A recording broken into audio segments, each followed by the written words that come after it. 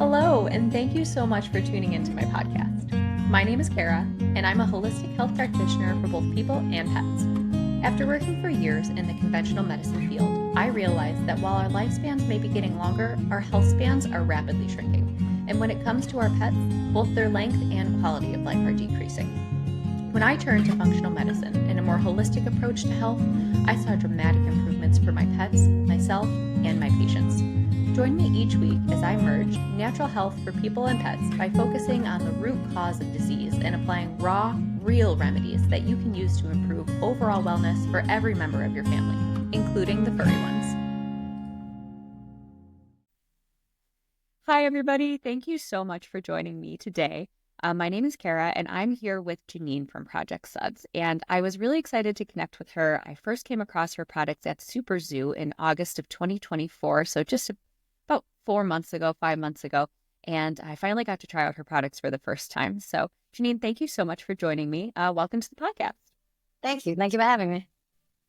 So tell me, I love an origin story. Tell me a quick origin story. How did you end up here? Because although I think it's normal for you and I, for a lot of other people, I think that the holistic space is still really new and they might be waiting in very tentatively. So tell me how you got here.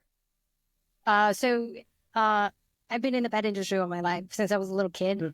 I was like the little pet store groupie that hung out at the pet store all day looking at all the animals. When I was 16, I got a job there. And I remember working there for a couple of years, and I remember thinking to myself, if I could do this forever, I'd be so happy. When I was 22, I opened up my own pet store. I actually still have it. So over 20-something years, I've had this pet store. And I still focus on food. I'm really big into food. I think food is like where we start, where holistic lifestyle and health comes from what we eat. And we always focus on diets for dogs and how to correct allergies and skin issues and everything. I was always focused on food. Food's always going to correct everything. And, I never thought about any other thing besides food. I was like, diet's going to correct everything. And then I got a pit bull, Tanner White pit bull, Mishka, who had horrible allergies. She was on a raw diet. I eliminated chicken, beef, everything. I gave her exotic, and I couldn't get her skin okay. So I started using the shampoos and everything we had marketed for skin issues and environmental allergies. And mind you, I have a pet store, so I have access to everything. So I'm buying everything and anything, trying it. Nothing worked. It made her absolutely worse.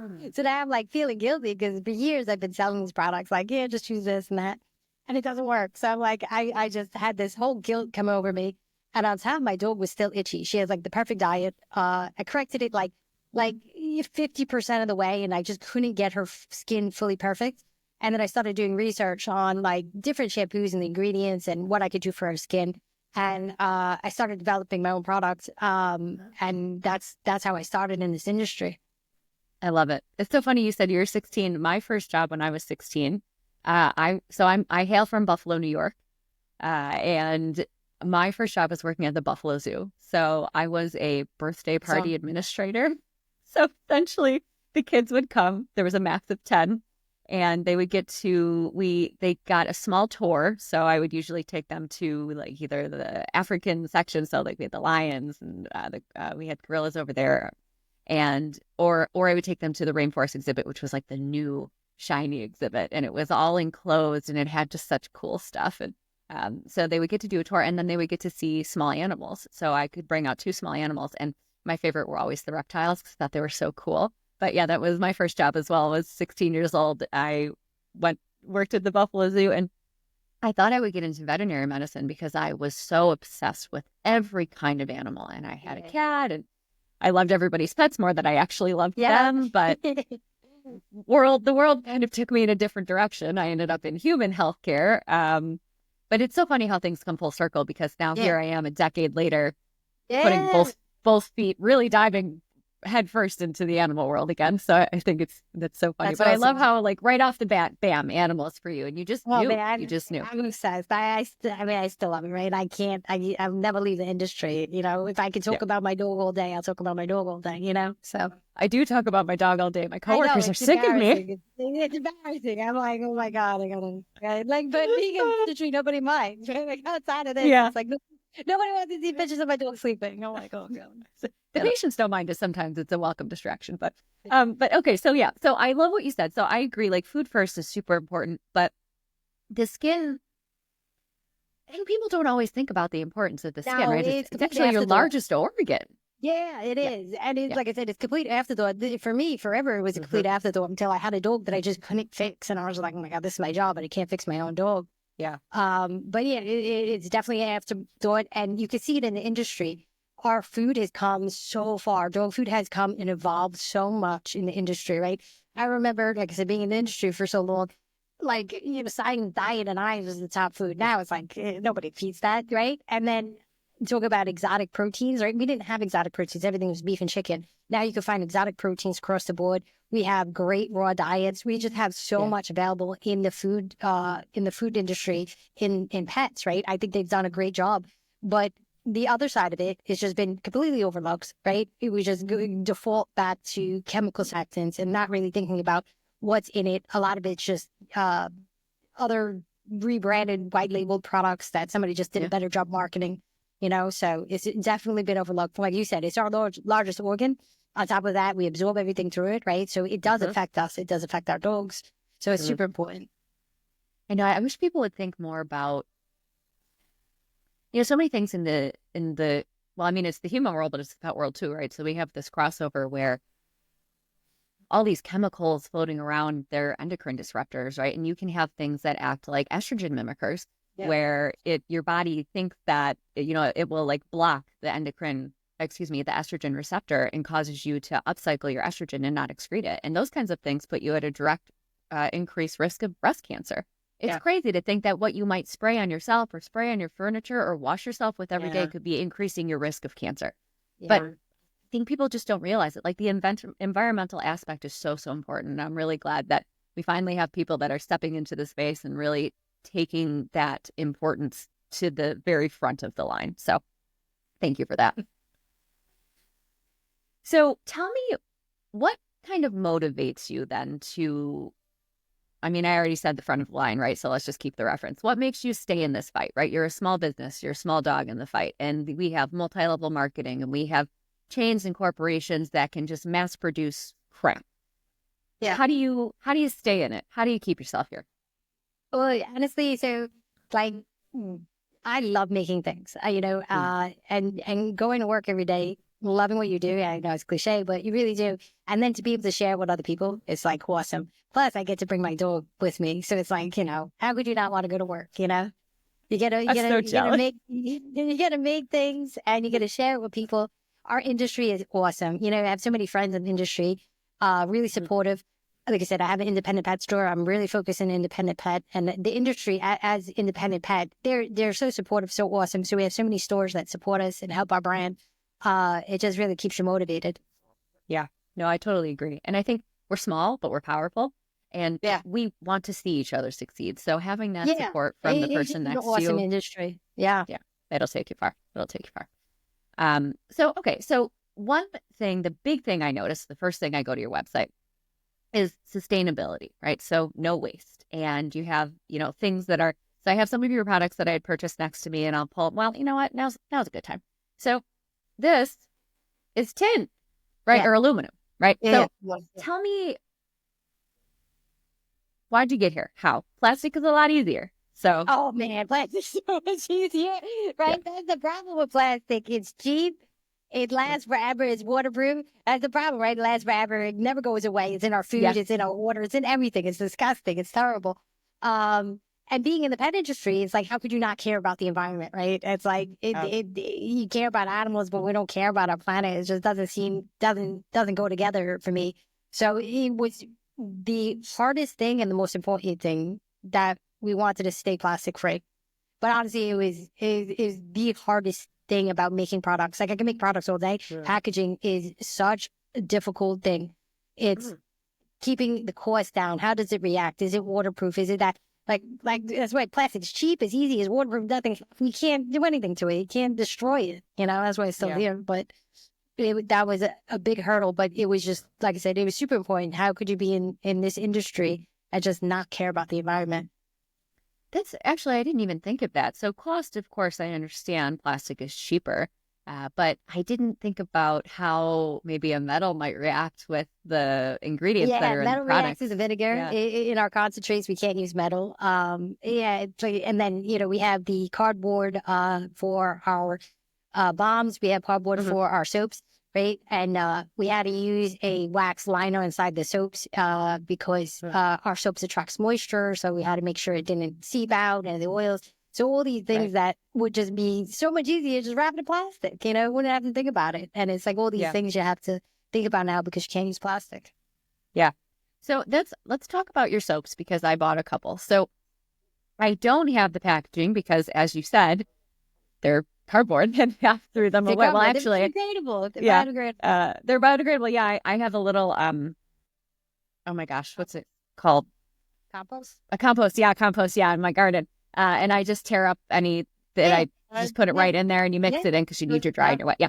So I tossed them. But so this one here, the gray one, is the lavender shampoo, and then here I have the conditioner. And so I mean, they fit perfectly in my bath caddy, which I love. I've been using bar soaps for quite a few years now, and I switched to that when I realized that I was just paying money for like 90% water, and I was like, why am I doing that? We try to stress that factor so much. It's so funny because bar soap was the original soap. It was the original shampoo. It was back before it was the original. And people always ask me, how to use this? I'm like, it's not new. It's like the original. Just rub it. Yeah, just rub it on. I'm telling you, it's easier. And it's crazy because you're over here trying to explain. Man. I know there's two people in this world, right? So I was raised by my grandparents. And so my grandpa, what he does, he has a bar of soap. Now, mind you, it's not good quality soap. It's just Dove soap. And he's had this soap for a really long time. He's always used it. He's never changed it, but he uses it to wash his face, his arms, his body, his hair, his everything. Well, he doesn't have too much hair anymore, but there's still a few strands. But he uses one bar of soap for everything. Yeah, and then he has my grandma, bless her soul, who had, a different shampoo for every day of the week and a conditioner. And she has, the leave-in conditioner and then this body lotion and then this face wash and this body wash. And I'm like, yeah, it's crazy. 3 things. I have shampoo, conditioner, and body wash. And the only reason I have a separate body wash than I do shampoo is because I have very sensitive skin. So I actually have to use an unscented body wash. And I like a little bit of the scent in my shampoo. So I like the ones with essential oils. But otherwise, I would use all the same thing. Yep. That's right. I know, it's so easy. So one thing that you have in your products that I found very interesting and unique is the apple cider vinegar. How did you land on that? Why? What's it for? What does it do? It has so many benefits. So just going to talk about the benefits of it externally is it kills fungus, kills bad bacteria. So a lot of problems with a lot of shampoos and what they use, especially the ones that are marketed medicated, they use a very nasty chemical that kills everything. It kills the microbiome of the dog's skin. It kills good bacteria, bad bacteria. It kills everything. But the problem is when you kill all the natural, the good bacteria on the dog's skin, it allows the dog more susceptible to other bad things happening to his skin. It dries out the skin. It removes the natural oils that the dogs actually need and us as protection. Apple cider vinegar doesn't do that. Only kills bad bacteria. It leaves the good bacteria, so it keeps the microbiome on the dog's skin intact. So that was really important. That was one of the biggest things. The other thing it does, it actually removes odor. So there used to be the old school theory that if your dog got skunked, to use tomato juice. I always thought it was the weirdest thing. I was like, did somebody come up with this idea? Like, why is tomato juice even sound like it would kill odor? With the vinegar, and where do you get that much tomato juice? I was like, if something smells, you don't rub a tomato on it. It's not like, it doesn't connect, But it was actually the vinegar in the tomato juice that kills the odor. Vinegar kills odor, kills skunk odor. The other thing it does, it softens water. So any natural shampoos you have, our biggest enemy is hard water. So hard water, it has minerals in there that natural soaps have a very hard time breaking down. It's just the way things are made, right? Natural soaps just can't break down hard water like a synthetic shampoo can. Apple cider vinegar can help break it down. So it like I said, it's one of the hardest things when you're a natural shampoo. So having that apple cider vinegar helps break down that hard water. And if you do have hard water, if you have hard water, you probably know. But it leaves almost like a slimy feeling because the hard water minerals are still attached to your hair. So apple cider vinegar helps break that down. I remember when I was a little kid, I was at my friend's house. I wasn't a little kid. I was probably middle school, but we were having a sleepover, and her mom had told me, "Don't brush your teeth in the sink. We have hard water." And I was like, "What does that mean?" And I like took a shower, brushed my teeth, drank some of it because I was thirsty, and I was like, "This water doesn't feel any harder to me than normal water." It wasn't until I got older that I realized, I was like, "Oh, okay, it's not that it's like firmer." It makes it wrong. I don't know. Whenever I hear someone say hard water, it makes me think of that. So, Yeah, you're like, what? fun fact about me. It's true. I take things. You're like, how is the water hard? But Yeah, I take things very literally, apparently. But it's like the natural soap's enemy is hard water, right? It's just like I said, we have a really hard time breaking it down. Well, and that's probably, I mean, that's good to have then, because probably a lot of people wouldn't know if they even have that unless they test it, right? Or I mean, maybe you would know if it was leaving a lot of residue in your tub. Yeah, I mean, if you have really bad, if you have really really hard water, it'll leave like stains everywhere. You know, you'll probably be like, why is everything like stained? You know, but that's it. You wouldn't know unless you really test it. Yeah. Interesting. Okay. All right. So apple cider vinegar. And then the other big thing that you use then is the essential oils. And I noticed, so I love essential oils. I don't love fragrances. Now, I did buy one of your candles. It's the Coco Limon, and it smells like heaven. But I noticed after I bought it, I should have looked, that it has fragrance. But your shampoos use essential oils. Yeah. What is the difference? Why is there not essential oils in this? So everybody asks that. So the 3 reasons you can't use essential oils in candles. One of the reasons is essential oils, when they're burnt, this is different than being diffused or warmed. When they're burnt, they can become toxic, right? It completely changes. It completely changes it. Like I said, burning something is completely different than warming it or diffusing it. So a lot of essential oils can be toxic when they're burnt. The other thing is flashpoint, and essential oils are too long. Essential oils, if you do put it in a candle, there's a big safety issue, right? The candle's burning at this temperature, and the essential oil is going to go on fire at a very low temperature. So it makes it completely unsafe. The third thing with essential oils is they don't smell the same. Even if you found one that had a high flash point that was completely safe to burn, they do not smell the same when they burn compared to being diffused or warmed. So there's the 3 reasons you don't see essential oil candles. Those are the 3 reasons. Obviously, like I said, we work with essential oils. It'd be easier for us to just use our essential oils. But with those 3 reasons, you couldn't use it. So, okay, gotcha. And then, as the fragrance says, so picking a fragrance to make the safest fragrance or the safest candles we used a phthalate-free fragrance, right? Fragrance is just this universal term that you could just put anything in and call it fragrance. You don't have to define what it is. That's why people are very against it, which I agree, right? It's just like broad, fragrance, and anything could go under it. Yeah. So we did use a phthalate-free fragrance. Phthalate is a chemical that they actually use in plastic. It's known to be toxic, especially when it's burnt. But for some reason, it's in a lot of fragrances. I'm not sure why or what it smells like that it's so popular in it. But it's one of the nastier chemicals that are in fragrances that you really do not want to be burning. Gotcha. Okay, so yours are phthalate free. Yeah, phthalate free. Then the other thing we did was use 100% soy base, and we use a cotton wet. The other thing that I hate in candles is paraffin candles. They're disgusting. They burn dirty. Like there's black smoke from it. Yeah, there's soot everywhere. It's really bad.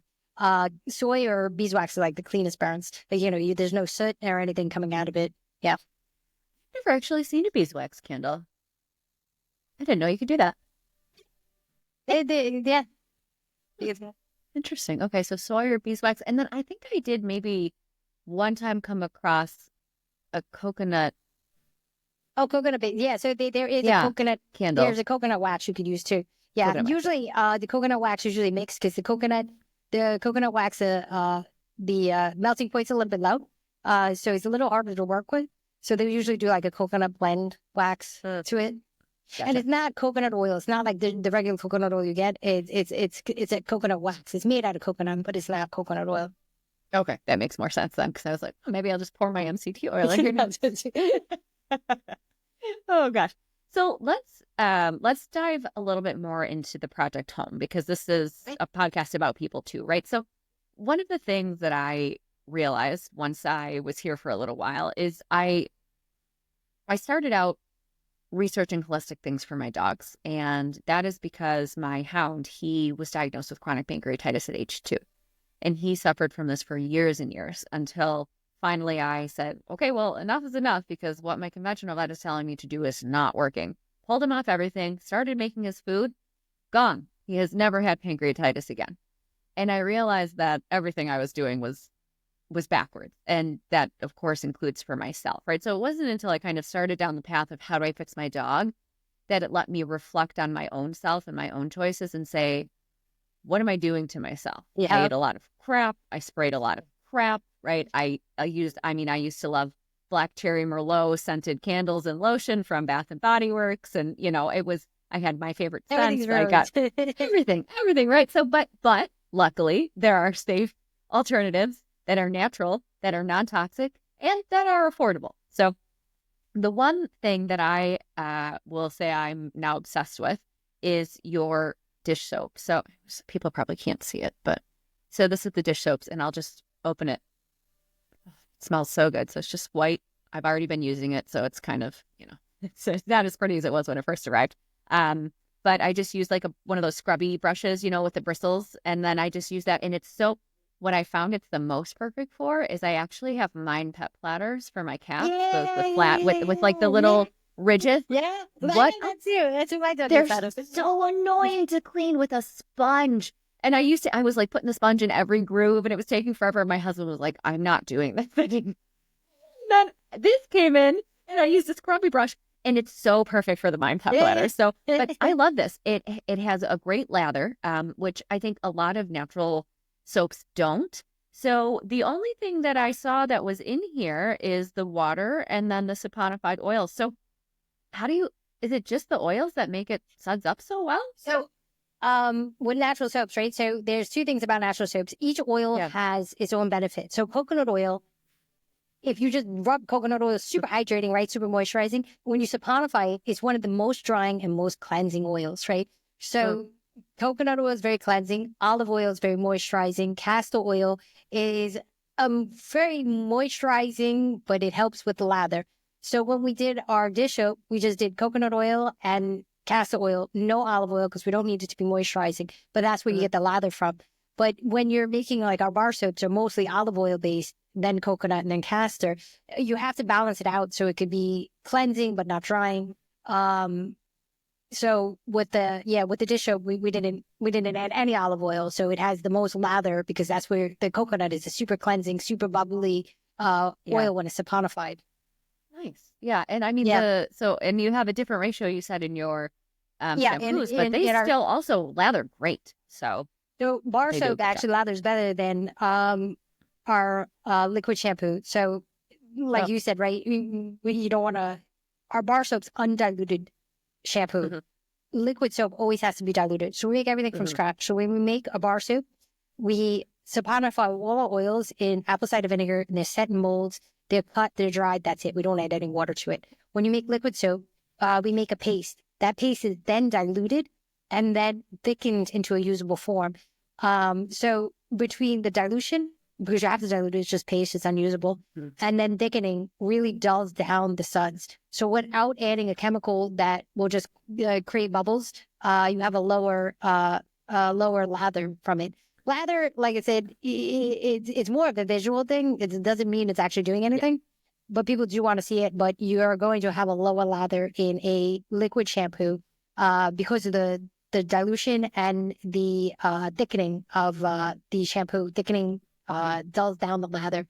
And like I said, unless you're adding some type of chemical, you're not going to get that extra lather that people are used to in their dawns and stuff. There's actually just chemicals that they put in there that will just give you bubbles. Yeah. For whatever reason, we've been like brainwashed or convinced because, to think that more suds. Like a bubble bath. It's like, and now don't get me wrong, I'm a sucker for a bubble bath, but I understand that it's not making me cleaner. It's just the visual appeal. So, and then, but you also have your concentrates, right? Yeah. So you have the diluted, but then you also sell your concentrates. So our concentrates, what we did with our concentrates is there's a couple of reasons we did concentrates. So to stay plastic free, we couldn't do spray bottles with everything. The other thing is to be more economical and to be more conscious of our packaging. We reduced our packaging size. So our concentrates, we have one of the most popular is a flea and tick. So if you look at like 99%, I haven't seen anything actually that wasn't water based.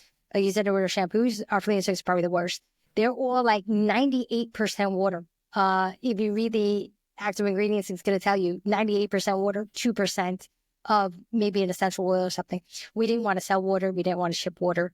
That's what we're not about. So what we did was make concentrates. All our concentrates are water free. So what we did, reduce the packaging size, reduce the cost, and allows everybody to just add their own water. It saves, like I said, shipping costs, packaging costs, saves the end consumer money. Like I said, we're not selling water. We're not shipping water. And we want to show people what they're buying. We didn't want to sell you, 98% water, 2% essential oils.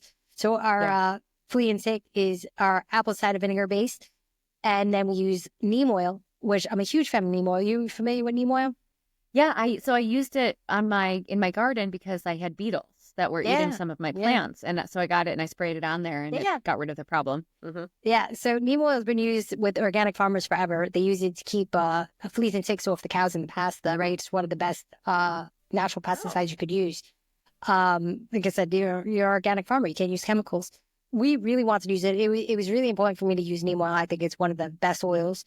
The problem with neem oil is FIFRA regulates flea and tick products in the pet industry, right? FIFRA has a list of oils you're allowed to use, right? There's a very specific list. A lot of the oils, I think, are hot oils. A lot of the oils, I think, are not effective. But if you ever look at your flea and tick products, they all have the same oils. You probably wonder why. It's because FIFRA allows you to use these list of oils, and that's it. Because we use neem oil, we can't make any kill claims. We can't say kills or repels. We can't make any claims. So our flea and tick actually says itch relief on it because, like I said, the neem oil that we do use, we're not allowed to make any labeling claims. But for me, it was super important to use it. Like I said, it was the most effective oil. It's organic. Like I said, organic farmers use it. And it's safe. It's so silly. To use. Yeah. Gotta love the regulation and the... I know, but, we skated around it. Like I say, we're just not allowed to make any claims. Yeah. So I actually used... This was months ago now, and I didn't even realize it until we were just talking about it. I used your concentrate for my cats because we had some fleas. So my cats are all indoors, but the dogs are not. And for years and years, I've used just holistic methods for the dogs for pest prevention. But I never thought about the fact that they could potentially still carry something inside, and then I wasn't using anything for the cats. And one day, the 3 cats were infested. It was a nightmare. And I was panicking because I remember saying, what can I use that's cat safe? Because not every essential oil or dog, product for dogs is safe for cats. Some essential oils will kill your cat, cause liver failure, and is very dangerous. So you have to be selective. And so I love that you have a cat-specific line, and they're all safe for cats. And I found it at my local independent pet store, and it was yours. That's great. Yeah. That's great. Yeah. Do you also have cats? Is that why you felt like it was important to have a cat-specific line? So I don't have cats right now. I have had cats before. But yeah, I feel like, cats are kind of like forgotten about, right? Like they're like secondary thought. So yeah, we wanted to include our cats, in our line. They're super important to us. So same as dogs. So we did make specific cat friendly products. I love it. You saw my orange kitty right before we started recording. Now he's lounging in the corner now, but he's normally all over me, shaking my computer screen, climbing on my shoulder, and getting in the way. So I'm surprised he didn't make an appearance today, but I'm sure he will in the future. So a little bit more about the household items. So you started out obviously doing the pet things, right? And since you were 16 and you were in that pet store with your first job, why did you expand that to household stuff? Did you just want it for yourself, or did something click and you said, people need this too? So the household stuff is funny because you mentioned Mind Platter, right? So Dr. Judy Morgan, we're good friends with her, love her, do her.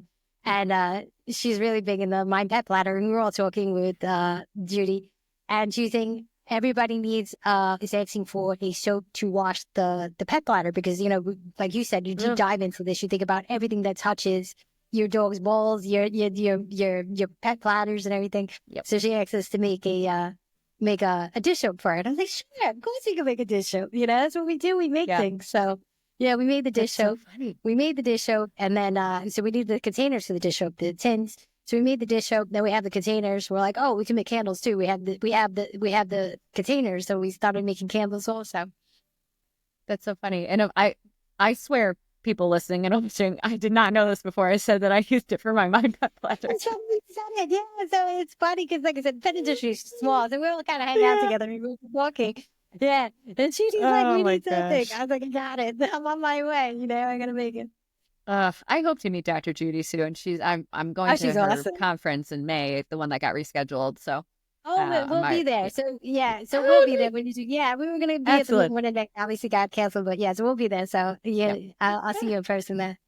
Cool. That's very exciting. Yeah, I can't wait for it. I'm like counting down the days. But okay, so we talked about the home line, and there were a couple more items that you had that were unique that I really like. And the big one that stands out for me is your ear cleaner. So I noticed that it has, please don't shame me for saying this.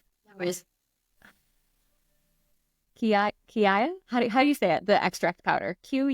So you could call it soap bark. Soap bark is it's like a common name, right? Yeah. Soap bark. So one of the things about ear cleaners that drive me insane, like the flea and tick, is a lot of them are water based. Absolutely drives me insane. You know, if you're a groomer, you bathe dogs, you spend so much time trying not to get water in the dog's ears because it causes ear infections. Yeah. Ear cleaners are like 90% water-based. It's like, how are you putting the water is the first ingredient they put in all? Absolutely drives me crazy. So we didn't want, well, obviously we're not going to put water in it. But we use witch hazel, apple cider, and we use essential oils. But I needed an emulsifier. Soapbox actually a natural emulsifier. So it gets that's all it is. It's an emulsifier. It actually has really good properties, but we're using it basically in that as an emulsifier. Okay, cool. And then the witch hazel is like drying, right? It gets rid of the moisture that's exactly. causing Witch hazel is drying. So if they do have water in the ears, it'll help dry out the ears because, like I said, you don't want water in the ears. So witch hazel is a natural drying agent, and so when you put it in the ears, even if you don't wipe it all out, it'll dry it out, so you don't have to worry about it. Perfect. And then it's also obviously non-stinging. Non-stinging, right? And the aloe is soothing, so I see why that's in there. The apple cider is antifungal, so I see why that's in there. Okay. Everything had purpose. Gotcha. I mean, you go down the list, you know, I'll tell you exactly what oil, what percentage.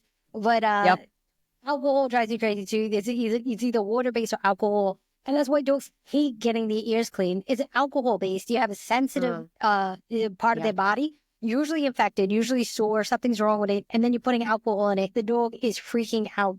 Like I said, we didn't want that. It's like just like these dogs are having bad experiences because, like I said, it's burning their dogs. Or like I said, they're causing more ear infections because you're putting water back in it.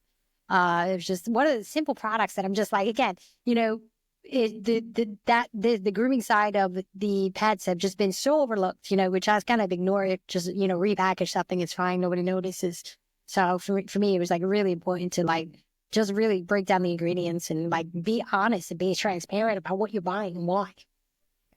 Now, do you have a line for groomers, or can groomers buy your products for themselves? We have gallons, concentrate gallons for groomers too. Yeah. Nice, awesome. So if somebody wanted, if they were a groomer, they could buy their gallons, or if they just had their own product, they could bring it to the groomer and say like, hey, only use a little, or hand them the bar and say like, here's your bar. Use this for my pet. A lot of people just bring their bars. Yeah. Perfect. Yeah, that's what I did when we had a groomer come. I usually groom them myself, and now I can't even remember why we did it. It's rare that I have someone groom them. But yeah, I handed them the bar soap, and he looked at me like I had two heads and was like, what do I do with this? So funny. Like, how do you use it? But we had so many groomers that was giving us like awesome reviews. They're like, no, this is awesome. Yeah. So I appreciate their feedback when they finally use the bar. Because like I said, we push the bar all the time, you know? Yeah. So. And it's less wasteful, you know, and it's just, you don't have to use as much of it. Economical. It's easier to use. I'm telling you. I'm like, you know, like Judy too, right? So Judy is one of the first people I sent the products to when we started. I was like, Judy, try this, you know. Yeah. And she's like, the little capsule was she is the bar. You know, I'm like, just try it. Gwen's texting at like the middle of the night. She's like, oh my God, I'm obsessed. She's like, I love it. You know, Judy's daughter, Gwen. Yeah, so I loved it. I was like, oh, because she was like, I love Judy. And she's like, I love you. but I don't understand this ball pet. But she loves it. They love it now. So it's That's so fantastic. funny. I'm always like, just try it. I'm telling you, just try it. I don't understand this spot. Yeah. Oh, God. I swear it's easier, but it's making a big comeback. And like you know, in the human sector, is becoming big in the human sector, and it takes time to get into the pet sector. But it's definitely on trend. The only problem, you know, being on trend is you have to put a lot of education out, right? Because people don't know. But it is on track. Definitely the direction we're going into for multiple reasons. Sorry, it's Charlie. Charlie, nobody's here. Nobody's here. Charlie the protector. Yeah. So okay, so tell me a little bit more about your flea and tick line, because my husband and I we had bought a little cabin. You know, we moved to California, and when we moved out here, we thought, we could afford something. Quickly realized that we couldn't. And then a couple hours away from where we live in San Jose, we were going off-roading. We met through our Jeep club, and we share a love of going off-roading. So that's awesome. So that's how we met Jeep Wranglers. So we were out in like the boonies essentially, and we went to a house with a buddy who was in the club, and the house across the street was for sale. And we said, well, we can't afford something in the actual bay. Why not get something out here? So we ended up buying it. But it is truly in the mountains, in the woods. Yeah. And there are ticks and fleas and pests and mosquitoes and all of the things. And I have not tried your pest prevention line aside from when I used that concentrate on the cats, like down here. But that was for fleas. So not like I wasn't looking for anything for ticks and stuff like that. And although I do use natural products, I'll find the occasional tick. I'm very careful about combing them afterwards and making sure. But how have you found that it holds up for ticks as well? They can be a little bit tougher. And can you use them on yourself as a person? Yeah, I use all our products on myself personally. And yes, it's effective on ticks. And like you said, right, ticks are becoming more and more resilient because we keep putting pesticides in everything, right? They're building up immunity to this poison. It's terrible. But I do find that a combination of a good diet and our flea and tick products, because the diet actually affects how many ticks and fleas you get. I've been to the dog park, and it's like my dog has nothing, and a dog is on like pedigree is just covered. And for some reason, like bad diets are they go nuts on those dogs. But it is effective. But like you said, the fleas and ticks are building up an immunity because we poison everything. They're building up an immunity to it. And there's poison in everything. Yeah, unfortunately, I agree. And it's so unfortunate because you see it happening and you just want to educate them. But if they're not ready to hear it, you can't do it. And you just come off as a cuckoo pants. So it's okay. I'll be cuckoo and I'll be here and I'll be ready and waiting for when they come to me. But all right. So if you had someone completely new to this space, be it they were looking for themselves or for their pets or maybe for both, is there one product that you had or like a line that you would point them to first? What do you think is the most user-friendly for just stepping into this new holistic safe space? The bar shampoo. Super easy. Like I said, you know, you use it, you'll be like, okay, this is so much better, so much easier to use. And we give out samples all the time because we try to promote it so much all the time. I mean, that is the one thing I brought home. Yeah, from Super Zoo is you gave me a sample. It was like the charcoal one. Yeah. It's so much easier. And I try to promote it all the time. And everything we make is actually human grade. And I actually was doing contract manufacturing, human cosmetics for about 5 years. But again, my entire life and passion is always pets. So everything we make is human grade. Everything we use is human grade. I use everything on myself. And our bar soaps, when we make our bar soaps, like I said, we put it in molds, we cut it. The ends and anything bars that didn't come out so pretty, we chop up and we make new batches of soap. That soap is actually donated to a local homeless shelter for people to use. And like I said, so everything is completely human grade. It equals about like 1 bar for every 5 bars sold is actually donated. And soap is one of the most asked for things at these shelters. People don't realize, you know, they don't have enough soap. So we donate it to local, but everything is human grade. Like I said, I personally use absolutely everything. Our flea and tick, our balms, our shampoos. I end up rotating through our shampoos just to always try to just like quality check, you know what I mean? Making sure nothing's weird, you know, with anything. I always just rotate through every single product I've used. Yeah, I love that you guys do that. I had no idea. And I don't want to make anybody sad that's listening, but I have worked in the emergency department for almost my entire career. And so I did see like a large unhoused population, and skin issues abound. And it's not just things like, like scabies and things like that, that unfortunately we as a society tend to like associate unhoused population with.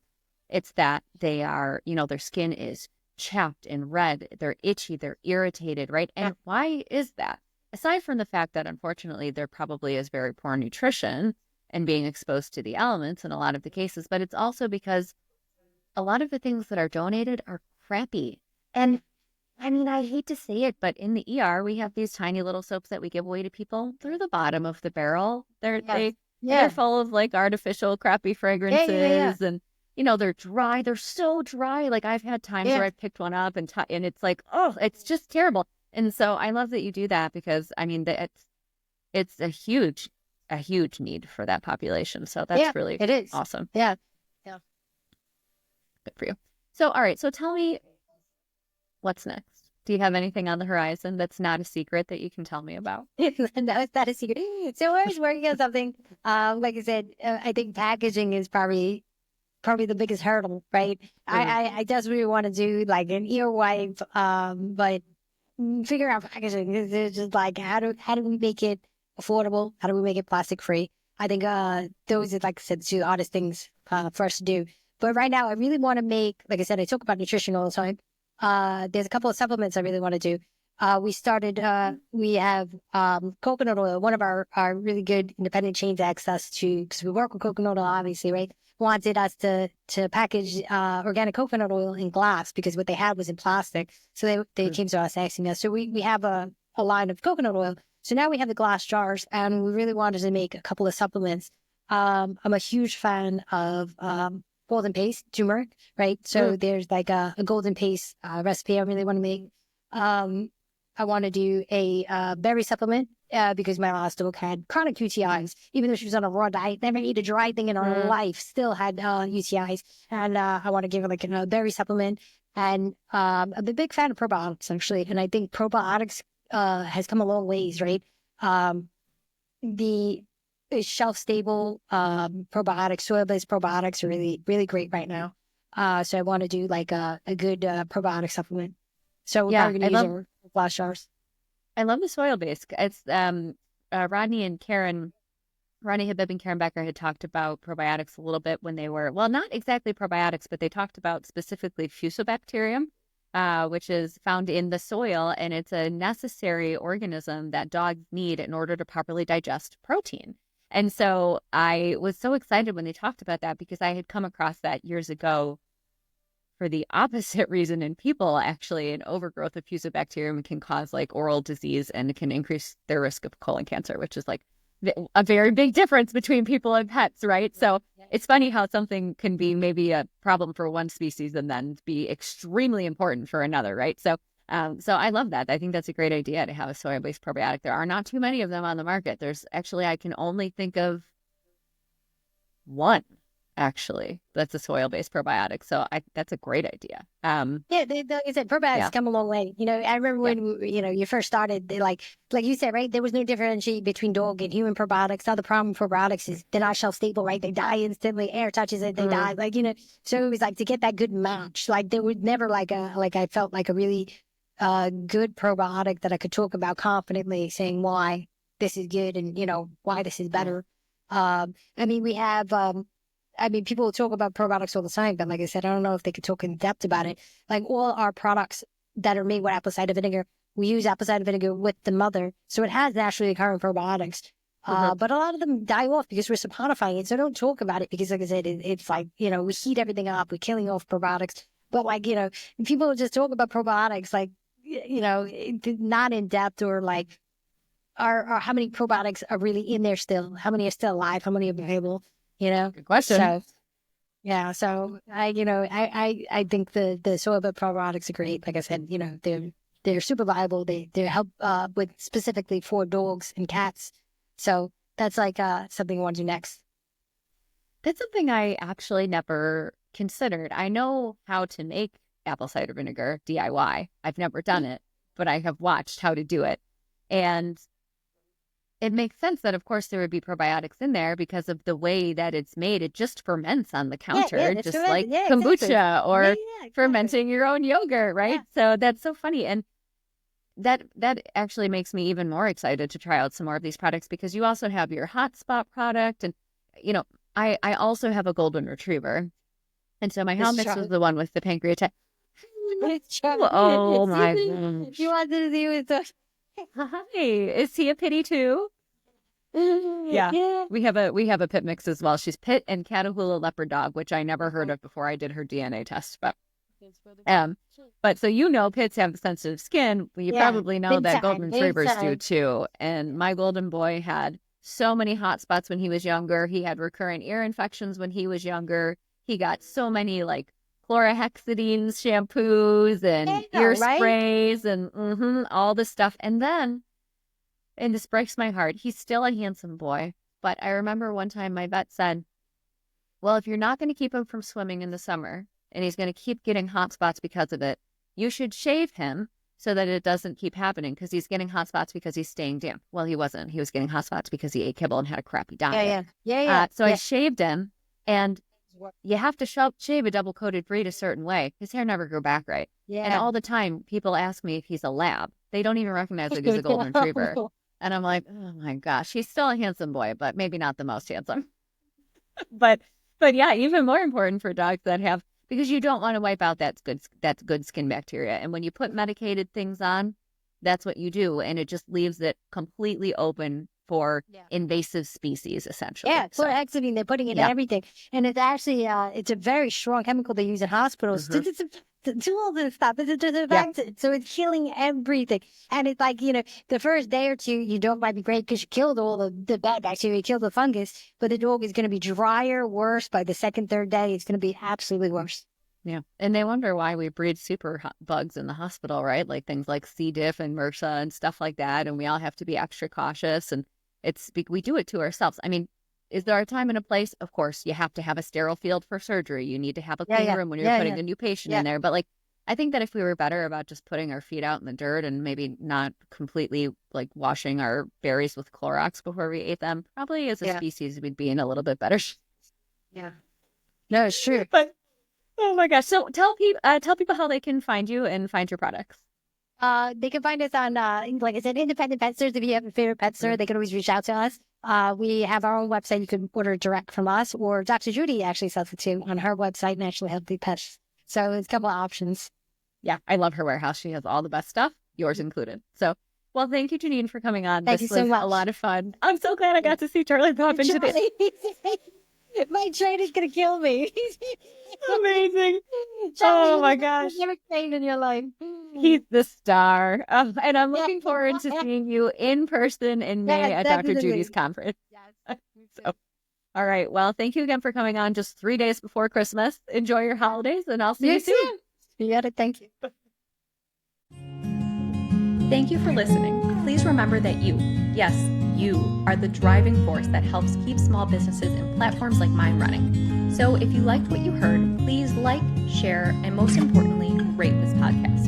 It's the only way we can reach more people and spread the word about natural health. None of the conditions discussed or recommendations given are meant to replace the advice of your health provider. So if you have concerns about yourself or your pets, please confer with a human or animal health practitioner. Have a super fantastic day, and I'll see you next week.